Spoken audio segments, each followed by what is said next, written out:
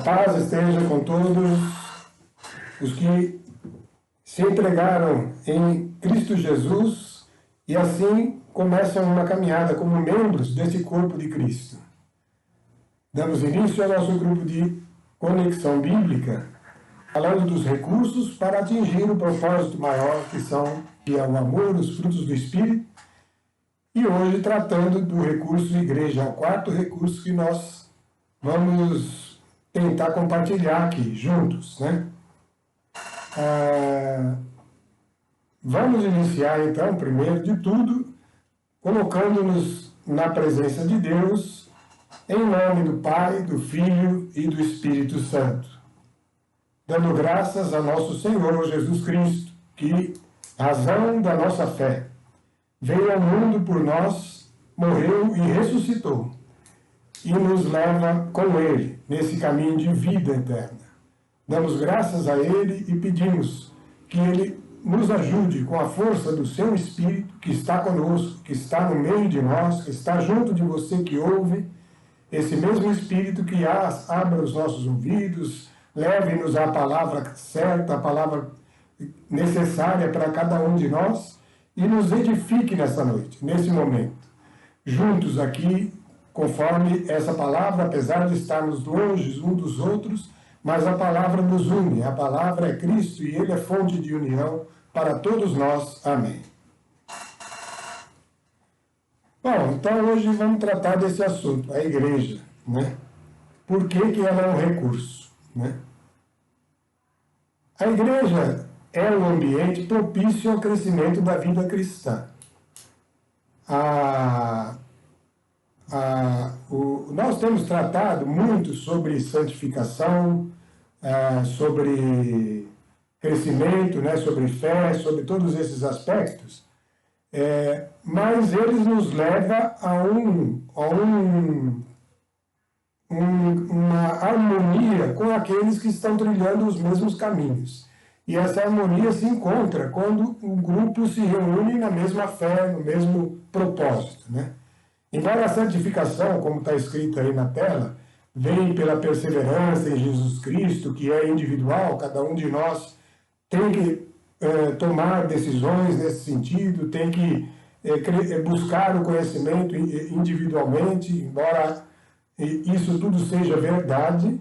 O crescimento é acelerado e mais abrangente quando ocorre em grupo, a igreja, porque nós nem todos estão no mesmo estágio de proximidade de Cristo, e um e o outro vai se complementando. Nós precisamos dessa complementação, e isso é a igreja, né? Então, a palavra de Deus, se a gente olhar a carta aos Romanos, ela começa tratando do pecado, depois da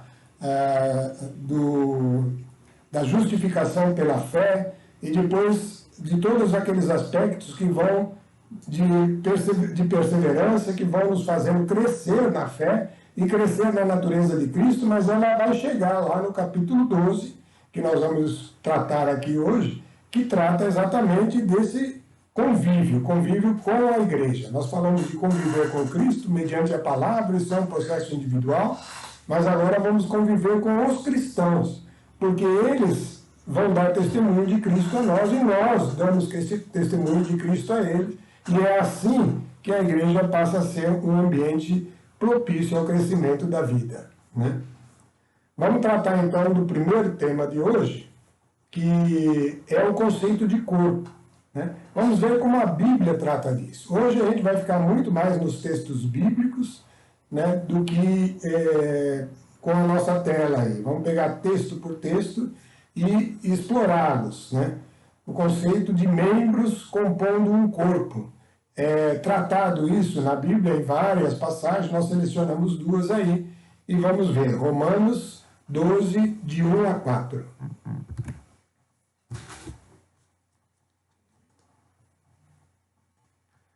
Carta aos Romanos, capítulo 12, versículos 1 a 4.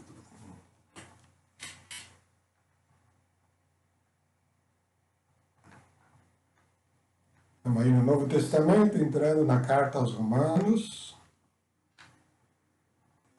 E no capítulo 12, como eu disse, a carta aos Romanos vai crescendo até chegar nesse momento da igreja, né? E aí ele começa assim, o versículo de 1 a 4, Paulo falando aos Romanos. Eu vos exorto, pois, irmãos, pelas misericórdias de Deus, a oferecerdes vossos corpos em sacrifício vivo, santo, agradável a Deus. Esse é o vosso culto espiritual.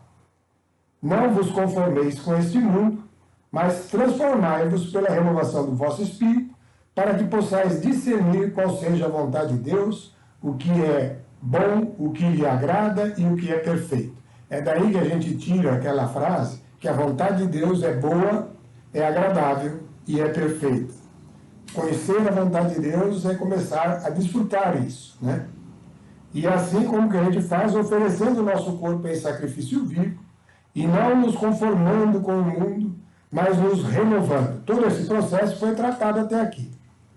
E aí, no versículo 3, ele vai falar: em virtude da graça que me foi dada, recomendo a todos e a cada um, não façam de si próprios uma opinião maior do que convém, mas um conceito razoavelmente modesto, de acordo com o grau de fé que Deus lhes distribuiu. Então é uma palavra para nós. Não adianta a gente achar que já está pronto. Não estamos, né? Temos que ter uma opinião modesta, né?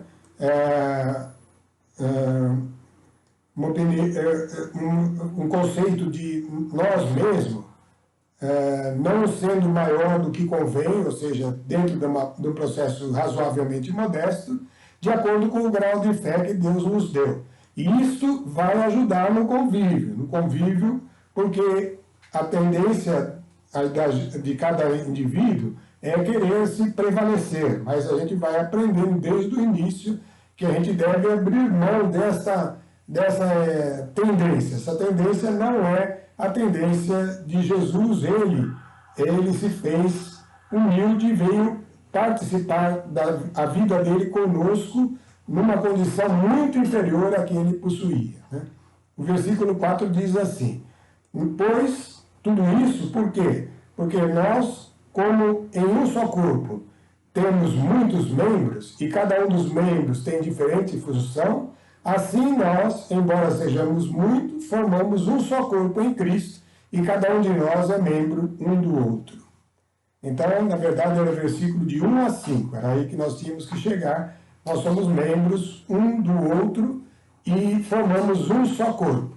E precisamos, então, já, nesse processo de viver a igreja, ir de uma maneira modesta, né, porque isso harmoniza esse convívio e nos vai ajudar a desfrutar desse processo de termos diferentes funções e precisarmos dessas funções diferentes, né?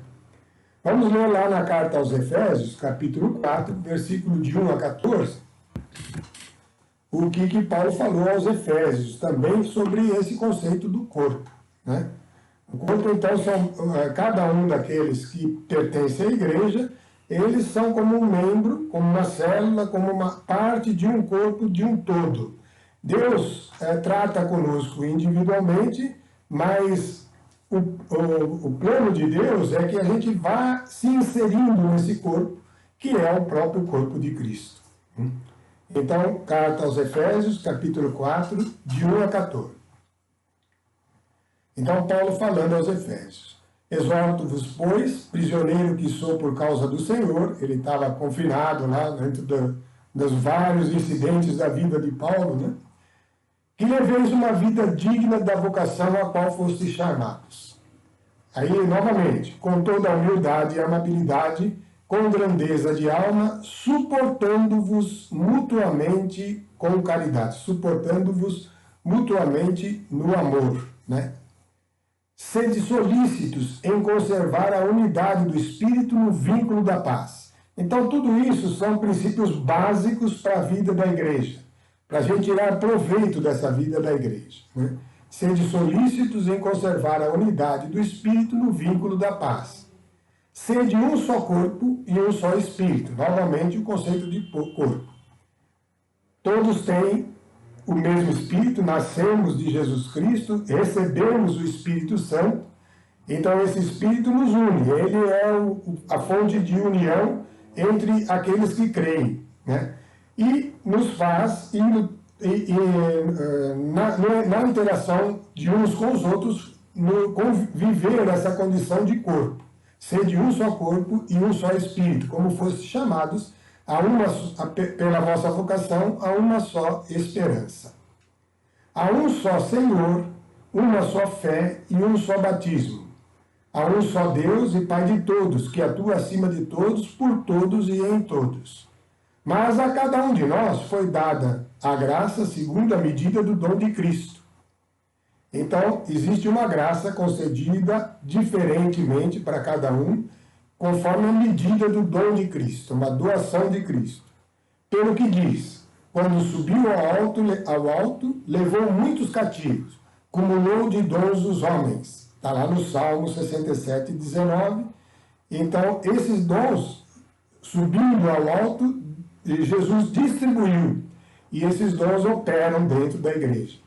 Ora, o que quer dizer que ele subiu, senão que antes havia descido à terra? Esse é Jesus Cristo. Havia descido e depois subiu ao alto e derramou esses dons. Aquele que desceu é também o que subiu acima de todos os céus para encher todas as coisas.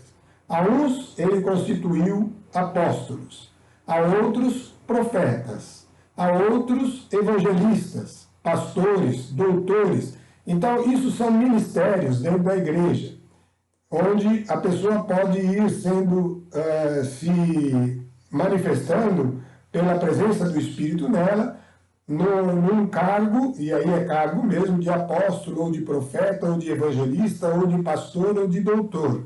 São funções dentro da igreja que têm diferenças entre si, mas que servem para a edificação. Olha lá, no versículo 12. Para o aperfeiçoamento dos cristãos, para o desempenho da tarefa que visa a construção do corpo de Cristo. E qual o propósito? No versículo 13 ele vai dizer, até que todos, não é para alguns, não é castas, não é divisão de funções, a tendência é que todos tenhamos chegado à unidade da fé e do conhecimento do Filho de Deus e até atingirmos todos o estado de homem feito, a estatura da maturidade de Cristo, para que não continuemos como crianças, ao sabor das ondas, agitados por qualquer sopro de doutrina, ao capricho da malignidade dos homens e seus artifícios enganadores. Então está aí o propósito. A igreja, ela tem diversas funções lá dentro, e nós vamos ver que tem essas funções de comando aí, profetas, evangelistas, pastor, mas tem também outras de manifestações do Espírito, que são os dons, né? Em vários aspectos que vão permitir esse crescimento, por isso que a igreja é um lugar propício para o crescimento, levando cada um de nós a desempenhar uma tarefa que visa a construção do corpo de Cristo, até que cheguemos à unidade da fé, até que cheguemos ao estado de homem feito, estatura da maturidade de Cristo. Por quê? Porque se a gente não cresce, cada coisa que a gente ouve é motivo de nós balançarmos, de nós estarmos como que levados ao sabor das ondas, agitados por som de doutrinas que nem sempre são edificantes. Então, precisa do crescimento e a igreja é um lugar propício para isso. Vamos lá, continue. Então, nós vamos ver agora o próximo aspecto. O conceito de corpo é importante. Os membros têm diversas funções, né? E isso é que vai ser usado no convívio para estimular o crescimento, para nos levar ao conhecimento de Cristo e à estatura dele, né? Então, o corpo tem esse conceito. Vamos agora para o segundo aspecto.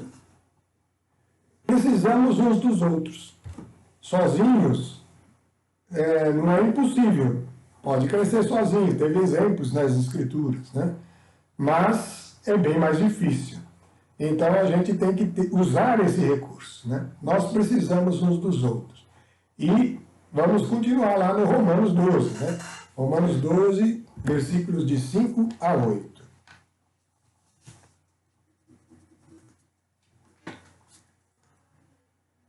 Aí vamos ver como Paulo enfatiza a necessidade que nós temos uns dos outros, né? Assim nós, embora sejamos muitos, formamos um só corpo, nós lemos no texto anteriormente, né? E cada um de nós é membro um do outro. Então, tá aí. Temos dons diferentes, no versículo 6, conforme a graça que nos foi conferida. Aquele que tem o dom de profecia, exerça-o conforme a fé. Aquele que é chamado ao ministério, são aqueles ministérios que foram citados, dedique-se ao ministério. O que tem o dom de ensinar, que ensine. O dom de exortar, que exorte. Aquele que distribui esmolas, faça-o com simplicidade. Aquele que preside, presida com zelo. Aquele que exerce misericórdia, o faça com afabilidade. Então nós estamos vendo aí que temos diferentes dons, conforme a graça que é conferida a cada um de nós, e nós devemos exercer esses dons, né? Isso é a diferença que existe de um para outro, e que pode ajudar, porque aquele que tem o dom de ensinar vai ser hábil nesse aspecto, ele é aberto a isso, ao Espírito Santo, e o Espírito Santo então se manifesta por ele desta forma. Aquele que tem o dom de exortar é mais sensível a esse aspecto do Espírito Santo, e ele acaba manifestando essa condição do Espírito, e isso tudo vai sendo absorvido por todos que estão juntos. Aquele que distribui esmolas também deve fazer, porque há necessidade de socorro, né? Num grupo grande que tem as diferenças, as dificuldades de todo desse mundo aqui, que podem ser providenciadas por aquele que está capacitado a isso pelo Espírito também. Aquele que presida com zelo. Então, tudo isso vai sendo disponibilizado na igreja que é forte, que é viva, e serve para a edificação no amor e no crescimento e no conhecimento. Vamos ver então agora como esse mesmo assunto é tratado na primeira carta aos Coríntios, né? No capítulo 12, versículos de 4 a 31. Aí ele vai expor aos Coríntios de maneira mais detalhada.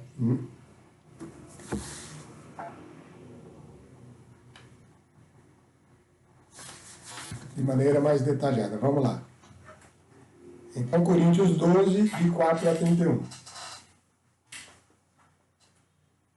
Então, Paulo começa falando assim: tudo isso que nós estamos dizendo, que são aspectos, tudo isso que nós estamos dizendo são aspectos que vão se manifestar na igreja, deveria se manifestar na igreja. Depois nós vamos falar algo sobre isso e nós vamos chegar a algumas conclusões a esse respeito. Mas, por enquanto, está aí o que é o plano, o que é o propósito de Deus com aqueles que se reúnem unidos pelo mesmo Espírito. Há diversidade de dons, mas um só Espírito. Ministérios são diversos, mas um só é o Senhor. Há também diversas operações, mas é o mesmo Deus que opera tudo em todos. Esses versículos primeiros aí que nós tratamos, 4, 5 e 6, né, eles são interessantes para nós. Vamos pensar assim, a igreja aqui, pegando um exemplo de um exército, por exemplo. Está dizendo que há diversidade de dons, mas um só Espírito. Os ministérios são diversos, mas um só é o Senhor. Há também diversas operações, mas é o mesmo Deus que opera tudo em todos. Se a gente trazer isso para uma coisa deste mundo, talvez a gente entenda melhor. Por exemplo, os recursos de dons, né, ficam no âmbito do Espírito Santo. Os dons são distribuídos pelo Espírito Santo. Seria assim como que no exército, aquele que dá as armas necessárias para a luta, né? Os ministérios são diversos, mas um só é o Senhor. Então, ministérios são as ordens, o comando. E o Senhor é Jesus, é Ele que define os ministérios, quem vai ser o profeta, quem vai ser o que tem o ministério de ensino, quem que tem o ministério de evangelista, todos esses aspectos que são necessários para a divulgação do Evangelho, né? Então, a delegação dos ministérios é por Jesus, né? Agora, a operação geral, seria o general lá, é que vai dar a direção para a igreja. A direção de acordo com a época, de acordo com o momento. E aí fica no âmbito do Pai, né? Então, tudo isso se manifesta dentro da igreja. O Espírito Santo delega os dons para cada um, de acordo com o indivíduo que é mais aberto a esse aspecto ou aquele aspecto do Espírito. Os ministérios, é Jesus que delega, ele subiu aos céus e derramou esses ministérios, e isso vai acontecendo na medida que a pessoa vai crescendo, ela vai assumir os ministérios que são aqueles que a gente viu. E as operações, aí sim, vai depender da época, do lugar, do momento, e isso fica no âmbito de Deus Pai, né? E aí, continuando o texto, a cada um é dada a manifestação do Espírito para proveito comum. Então, manifestações do Espírito, então, são o quê? São esses dons, que é do Espírito, né? A cada um é dada a manifestação do Espírito para proveito comum. A um é dada pelo Espírito uma palavra de sabedoria. Olha só, isso é uma palavra que vem em ajuda no momento do grupo, da igreja. No momento de necessidade, que precisava de uma resposta, veio uma palavra de sabedoria. A outra, uma palavra de ciência, uma consciência de algo que está presente e que precisa ser tratado, ou que é importante, né? Então, uma palavra de ciência. Por esse mesmo Espírito, há outro, a fé. Tem momentos que está titubeando a fé e vem alguém e exorta e mostra uma base de fé que anima o grupo, né? Então, há outro a fé no mesmo Espírito. Há outro dom de milagres. De repente, isso vai acontecer por aquele que, sensível ao Espírito, permite essa manifestação e acontece algo sobrenatural. Há outro a profecia, que é aquela pessoa que vai falar em nome de Deus, né? Dando esclarecimento, dando revelações para o momento, né? E há outro discernimento de espíritos, saber os espíritos que estão atuando à nossa volta. Há outra variedade de línguas e, por fim, a interpretação de línguas. Mas um e o mesmo Espírito distribui todos esses dons, repartindo a cada um como lhe apraz. Então, está vendo como é importante e como deveria ser as reuniões da igreja, né? Porque como o corpo é um todo, e com muitos membros, e todos os membros do corpo, embora muitos, formam um só corpo, assim também é Cristo, né? Então, Cristo é formado por nós todos, e o seu corpo é essa união dos cristãos. Em um só Espírito fomos batizados todos nós, para formar um só corpo. Olha o conceito de corpo se manifestando continuamente. Judeus ou gregos, não importa da origem. Escravos ou livres, não importa o que somos. E todos fomos impregnados do mesmo Espírito.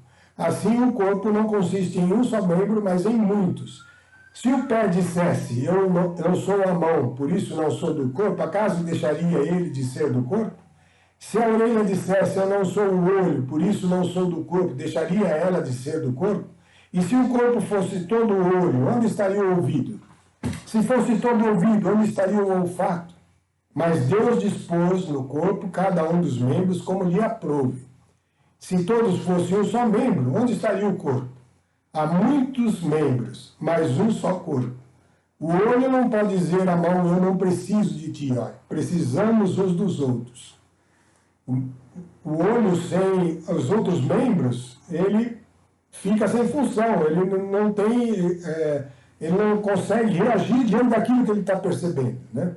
Então, o olho não pode dizer à mão, eu não preciso de ti, nem a cabeça aos pés, não necessito de vós. Ao contrário, os membros do corpo que parecem mais fracos são os mais necessários. Os membros do corpo que temos por menos honrosos a estes cobrimos com mais decoro, e os que em nós são menos decentes, recatamo-los com maior empenho, ao passo que os membros decentes não reclamam tal cuidado. Deus dispôs o corpo de tal modo que deu maior honra aos membros que não a têm, para que não haja dissensões no corpo, e que os membros tenham o mesmo cuidado uns para com os outros. Se um membro sofre, todos os membros padecem com ele. Está vendo como precisamos uns dos outros? Se um membro é tratado com carinho, todos os outros se congratulam com ele. Ora, vós sois o corpo de Cristo, e cada um de sua parte é um dos seus membros. E aí ele vai falar, então, de uma hierarquia.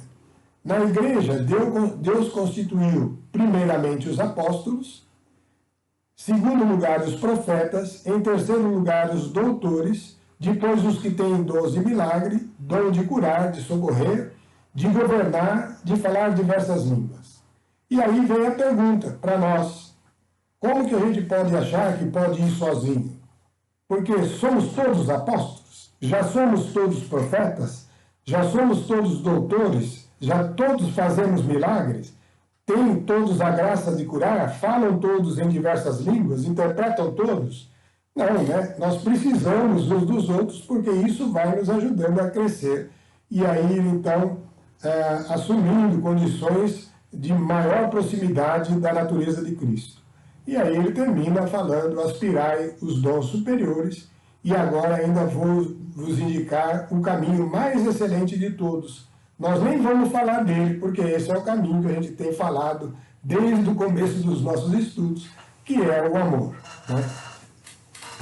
Muito bem, vimos aí que nós precisamos uns dos outros, que é um todo, e que esse todo tem aspectos que são determinados pelo Espírito, outros pelo próprio Jesus, que é o Senhor, e delega os cargos de autoridade, e depois o próprio Deus, que dá a direção à igreja. Tá? Então a igreja seria isso. Mas agora vem as dificuldades. Nós não falamos, né? Mas você já sabe, a igreja ela é formada pelo grupo. E o grupo não necessariamente ele já tem todas essas funções amadurecidas. A igreja também está presa a um lugar, a um tempo. Como que eu posso saber isso? Se a gente olhar no Evangelho como um todo, nós vamos ver que, por exemplo, Deus manifestou determinações para a igreja lá no início do livro do Apocalipse, né, para as várias igrejas. E ele tratou cada igreja como um nome de uma cidade, porque a igreja é local. E ela tem as limitações daquele local. E tem os acertos e os erros daquele local. Ela também, a igreja também varia com o tempo. Tanto é que os alertas dados nas 7 cartas, 7 igrejas, e eram nome de 7 cidades, eram erros que poderiam acontecer ao longo do tempo, porque o número 7 era referente ao percurso completo da igreja, né? Então, essas situações de limitações da igreja e de diversidade de lugar, ela existe na igreja e vai requerer cuidado, porque a igreja não vai estar sempre certa, não vai estar sempre andando na verdade plena. Ela é um meio para a gente crescer, mas pode ter diferenças entre um lugar e outro, entre um período e outro, né? E a maneira de passar por tudo isso é na unidade, né? Porque as divisões são perigosas. Os homens, eles têm conflitos, a carne procura prevalecer, né? E um em relação ao outro, e isso causa divisões. A divisão não é de Deus, e, portanto, a igreja tem que ter unidade. Por isso, aquela necessidade da temperança, e que nós vimos lá, e da modéstia, da humildade, para permitir um ambiente de crescimento verdadeiro. Vamos ler o que fala em Romanos 14, de 1 a 23. Então, esses últimos capítulos da carta ao Romano, que é complementado lá na carta aos Coríntios, que é explicado com todos os detalhes também, eles vão tratando dessa questão do convívio da igreja, né? Então, agora nós estamos em Romanos 14, de 1 a 23. Vamos lá. Olha o cuidado que precisa ter, porque nem todos dentro da igreja estão no mesmo grau de crescimento. Acolhei aquele que é fraco na fé com bondade, sem discutir suas opiniões. Um crê poder comer de tudo, outro que é fraco só come legumes. Quem come de tudo não despreze aquele que não come. Quem não come não julgue aquele que come, porque Deus o acolhe do mesmo modo. Quem és tu para julgares o servo do outro? Que esteja firme ou caia, isso é lá com o seu Senhor, mas ele estará firme, porque poderoso é Deus para o sustentar. Então, estamos vendo aí. Dentro da igreja tem vários estágios de crescimento. O cristão que é novinho, que é bebê em Cristo, que é criança em Cristo, que é adolescente em Cristo. Falamos sobre isso em épocas passadas aí dos nossos estudos, né? E o que é maduro em Cristo e o que chegou lá na plenitude, essa diversidade, né, vai acontecer. Mas isso não pode ser causa de separação. Ao contrário, à medida que cresce, deve cuidar mais do que ainda é mais fraco, né? Então, acolher aquele que é fraco na fé com bondade, sem discutir. As discussões sobre doutrinas são um perigo. Elas já causaram divisões na igreja e até hoje causam separações, né? Então, precisa ter discernimento, temperança para tratar essas coisas, porque senão facilmente o inimigo penetra nessa tendência à divisão, à separação. Separação é coisa do inimigo. Lembre-se que na cruz o corpo de Jesus não foi quebrado, né? Morreram os dois ladrões e Jesus também morreu na cruz. Quando vieram os soldados dizer que ele já se ia retirar eles da cruz e que estava passando da hora já o tempo, eles propuseram a Pilatos que quebrasse as pernas, porque quebrando as pernas, a pessoa presa só pelos braços, pendurada com os braços abertos, se sufoca e morre. Então era uma maneira de fazer com que a morte viesse mais rapidamente e o suplício terminasse. Mas, quando eles chegaram lá, Jesus já havia entregue o Espírito e, portanto, não quebraram as pernas. Isso era um sinal para nós, um sinal de que o corpo de Cristo não se divide, né? Então, continuando. Um faz distinção entre dia e dia. Outro, porém, considera iguais todos os dias. Cada um proceda segundo a sua convicção. Quem distingue o dia, age assim pelo Senhor. Quem come de tudo, o faz pelo Senhor, porque dá graças a Deus. Quem não come, abstém-se pelo Senhor, e igualmente dá graças a Deus. Aqui é um ponto importante, pessoal, tem que chamar a atenção desse ponto. Aí ele está alertando o seguinte: tem diferenças que às vezes não seriam necessárias. Paulo mesmo vai dizer, ele sabe que pode se comer de tudo. Aquela restrição que tinha no judaísmo era algo do ensino da lei e que era necessário para aquela condição. Depois, em Cristo, para quem dá graças, já não tem mais a restrição do tipo de alimento, não teria mais, né? Mas, se a pessoa estiver fazendo isso por causa do Senhor, e o Senhor é Jesus, então ela está no caminho. Uma hora ela vai ter o discernimento, vai ter o entendimento, ela vai poder se desprender. Esse é o processo de crescimento. Mas nós não podemos começar a impor essas coisas e fazer divisão por causa delas. Porque eu creio desse jeito, eu creio daquele. Vamos sim, com zelo, vendo se estimulamos o amor a Jesus. Esse precisa estar presente em todos, né? Nenhum de nós vive para si, ninguém morre para si. Se vivemos, vivemos para o Senhor. Se morremos, morremos para o Senhor. O que ele está dizendo aí? Se a pessoa se abstém, fazendo, sofrendo, mas é pelo Senhor, tudo bem, ele perseverando, ele vai crescer. E se a pessoa está desfrutando de algo, porque ela sabe que pode desfrutar daquilo em ação de graças, também está no caminho. Quer vivamos, quer morramos, pertencemos ao Senhor. Para isso é que morreu Cristo e retomou a vida. Para ser o Senhor tantos daqueles que se limitam e que aí está usando a expressão mortos, tanto dos mortos como dos vivos. Né? Daqueles que se flagelam, que se abstêm de tantas coisas, desde que faça isso pelo Senhor, ele está morrendo pelo Senhor. E o que está desfrutando pelo Senhor, está vivendo pelo Senhor. E aí ele continua: por que julgas então o teu irmão? Ou por que desprezas o teu irmão? Todos temos que comparecer perante o tribunal de Deus. O que ele quis dizer com esse versículo? O que importa mesmo é se estamos fazendo por amor a Cristo. E isso vai ser patente no tribunal de Deus, no tribunal de Cristo, inclusive.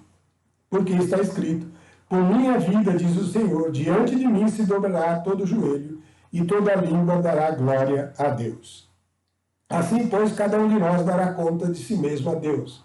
Deixemos, pois, de nos julgar uns aos outros, antes cuidar em não pôr tropeço diante de vosso irmão, ou dar-lhe ocasião de queda. Então vamos ver, o que é isso? Vamos supor que você sabe que pode comer de tudo e alguém tem o receio de comer determinadas coisas por causa da lei. Né?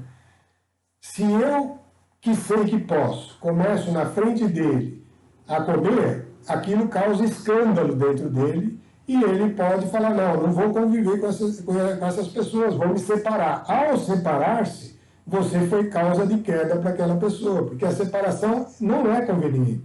É melhor que todos cresçam juntos. O corpo de Cristo deveria ser um corpo de harmonia, de união, unidade. O corpo é um só e ele não se divide. Né? Deixamos, pois, de julgar uns aos outros, cuidar de não pôr tropeço. E aí Paulo vai dizer: estou convencido no Senhor Jesus, que nenhuma coisa é impura em si mesma, somente o é para quem considera impuro. Mas, ele vai explicar: ora, se por uma questão de comida entristeces o teu irmão, já não vives segundo o amor, a caridade. Pela comida não causes a perdição daquele por quem Cristo morreu. Esses conflitos podem gerar separação, divisão, e, portanto, aquela pessoa pode se perder.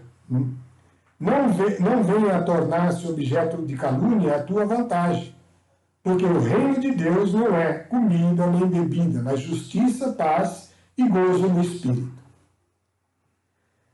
Quem desse modo serve a Cristo, agrada a Deus e goza da estima dos homens. Portanto, apliquemos-nos ao que contribui para a paz e para a mútua edificação. Todo esse ensinamento é para nós termos uma vida de igreja com cuidado, com atenção para as tendências, aos conflitos, às discussões, às divisões. Isso tudo retarda o crescimento, isso tudo prejudica o crescimento. Não destruas a obra de Deus por questão de comida. Todas as coisas em verdade são puras, mas o que é mal para o homem é o fato de comer, provocando escândalo. Então, provocar o escândalo é algo perigoso. Todo pecado entra no mundo a partir de um escândalo. A lei definia o que era certo, tudo que confrontava a lei se torna escândalo, e naquele momento, quem está atuando daquela forma é causa de pecado. Bom, bom é não comer carne, nem beber vinho, nem outra coisa que para seu teu irmão possa ser uma ocasião de queda. Tens uma convicção, guarda para ti mesmo diante de Deus. Feliz é aquele que não se condena a si mesmo no ato a que se decide. Aqui também tem um ensinamento importante para nós. Cada um que ouve a gente falando e que está procurando sinceramente crescer, você tem que ouvir e julgar. e depois ir para a palavra de Deus, ir formando convicções suas, para você agir conforme essa convicção, ou buscar incorporar essa convicção com a ajuda da oração, conforme a gente ensinou, né? Por quê? Porque cada um de nós precisa ter uma visão pessoal de Cristo, né? Que é complementada na igreja com todas essas possibilidades que tem do convívio. Mas cada um tem que ter as suas convicções e a viver por elas, né? A convicção é algo que tem que estar assim no altar do sacrifício. Por quê? Pode ser que daqui uns dias essa convicção tenha que ser deixada de lado por algo maior, que você é um crescimento, pessoal, é uma vida. Você está deixando eventualmente as coisas de criança, enquanto era criança, agia como criança.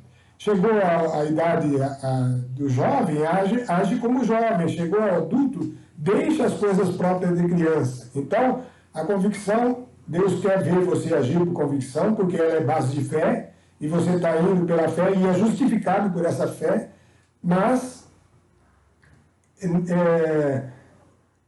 com o tempo, essa convicção pode ser substituída se você, na interação com a igreja, vai percebendo verdades maiores do que aquela pela qual você estava se dirigindo. Feliz é aquele que não se condena a si mesmo no ato que decide. Por quê? Porque ele está agindo por fé.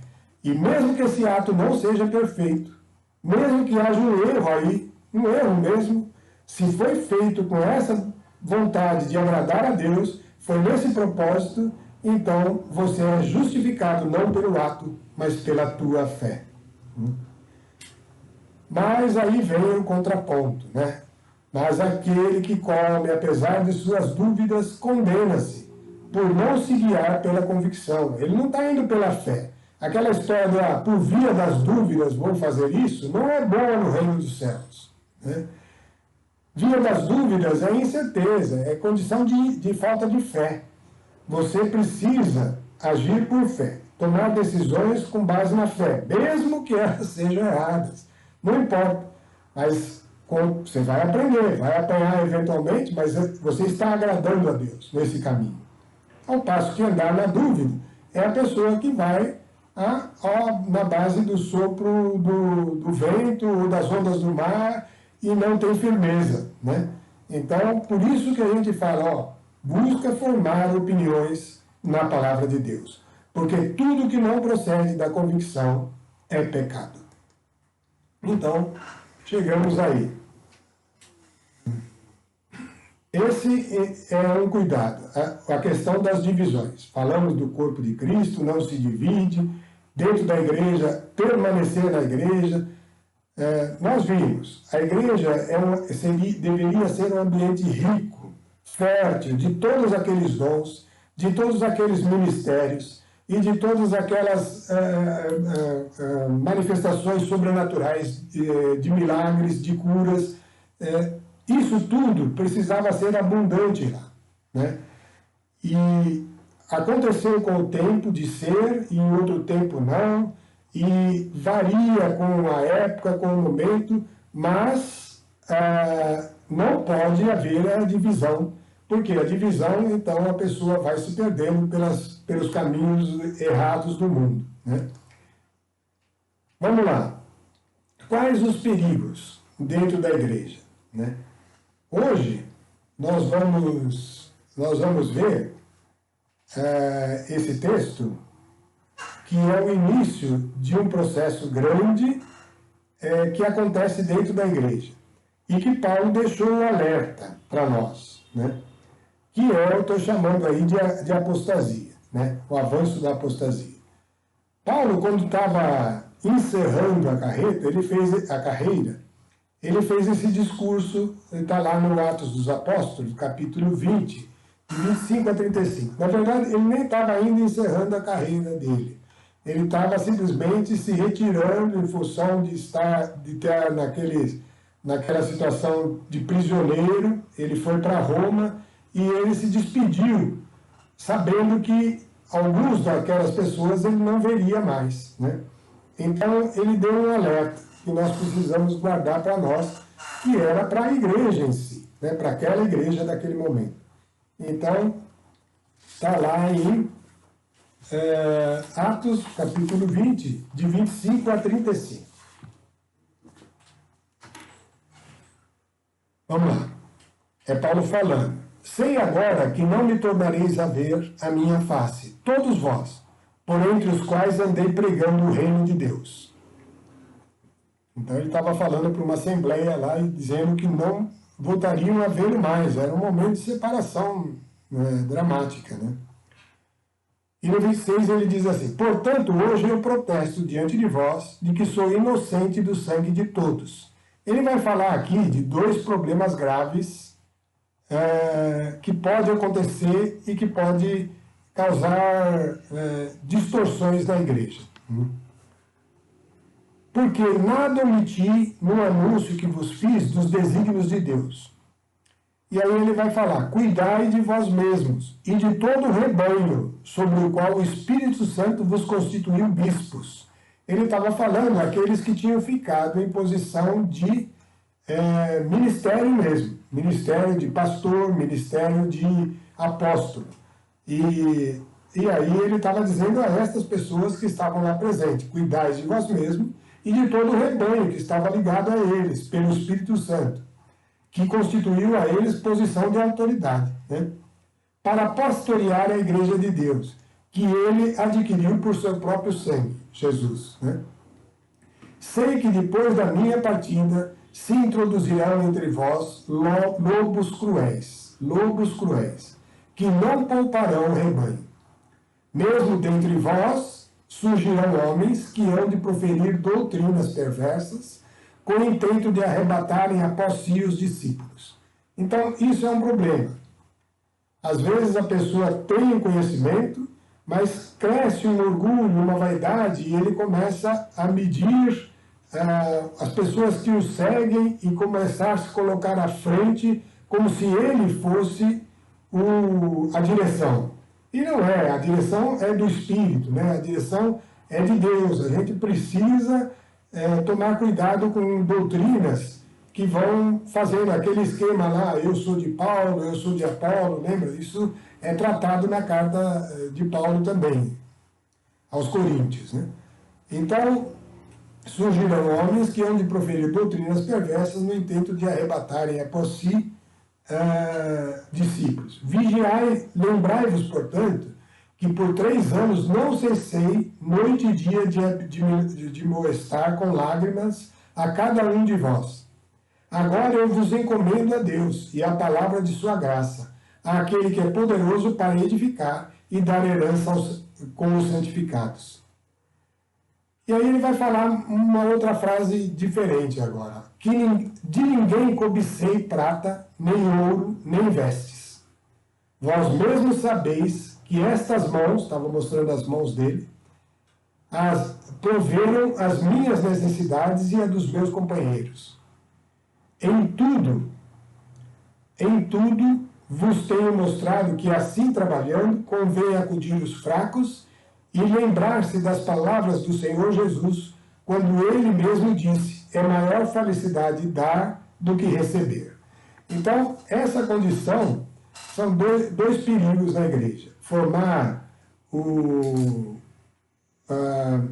passar a seguir o homem e não a Cristo, que é a primeira que ele falou, né? Iriam surgir lobos arrebatadores que iam atrair discípulos para eles mesmos, ou pregar por interesse, pelo ganho do trabalho, né? Tá certo que a igreja precisa dos recursos, né? Mas Paulo, para deixar isso patente, ele mesmo trabalhava com as próprias mãos. Ele era fabricante de redes e fabricante de tendas, né? Mas isso ele fazia nos intervalos e vendia essas coisas para se sustentar, e algumas vezes a igreja supriu realmente as necessidades dele, principalmente quando ficou preso, né? Mas ele deu esse testemunho. Não porque não seja algo que a igreja precisa e deve receber, mas para que isso não ficasse mostrado que isso não é o foco da igreja. A igreja não deve visar isso. Quando ela parte para isso, então já está caindo no erro. E isso é causa de desvirtuamento e não mais de crescimento para o rebanho, né? Bom, tratamos desses 4 aspectos. Esse problema dos perigos da igreja é o que nós vamos tratar na próxima semana. Por quê? Porque nós temos que ver a nossa condição, como que está, né? Qual é a nossa condição, aonde a igreja chegou, e isso está mais ou menos previsto dentro das Escrituras, né? A igreja ainda é o lugar melhor para nós? Com certeza, tem ali algo que é a base, o nascer da nova criatura, está dentro dela, né? E nós vamos ver detalhes sobre isso, que é importante a gente discernir com atenção, né? Baseado no que está escrito na carta de Jesus, que Jesus deixou às 7 igrejas, né? E vamos analisar o aspecto da nossa época, porque, como eu disse, a igreja ela é algo humano, ela tem essa parte humana dela em união com o Espírito, e, portanto, ela vai mudando com o tempo, vai mudando de um lugar para outro, né? E tem características diferentes de um lugar para outro, mas nós temos que ver como conseguir usar, desfrutar da igreja e, ao mesmo tempo, trilhar um caminho efetivo de crescimento e de transformação e de edificação para todos nós. Bom, vamos encerrar por aqui hoje, tá? Vamos fazer a nossa oração e pedir a Deus, em nome de nosso Senhor Jesus Cristo, porque é o seu corpo ao qual nós pertencemos, que é a própria igreja. Pedir a Ele que nos ilumine, Senhor, num caminho de comunhão, de unidade, que as divisões, Senhor, sejam percebidas a tempo e que nós possamos ser maleáveis, ó Deus, para que haja crescimento de verdade e para que as diferenças sejam superadas e que nós possamos, Senhor, sempre mais e mais nos unir, porque essa união é o amor verdadeiro. Aquele que está em paz um com o outro e com Deus vai unindo ao irmão e esse irmão a Deus. E assim, Senhor, precisamos dessa força. Precisamos, ó Deus, dessa transformação interior que nos faz estar bem nesse ambiente e ser propício para que ele se torne, Senhor, um lugar de vida verdadeira, da vida do tipo de Deus, para crescimento, para edificação de todos. Em nome de Jesus. Amém.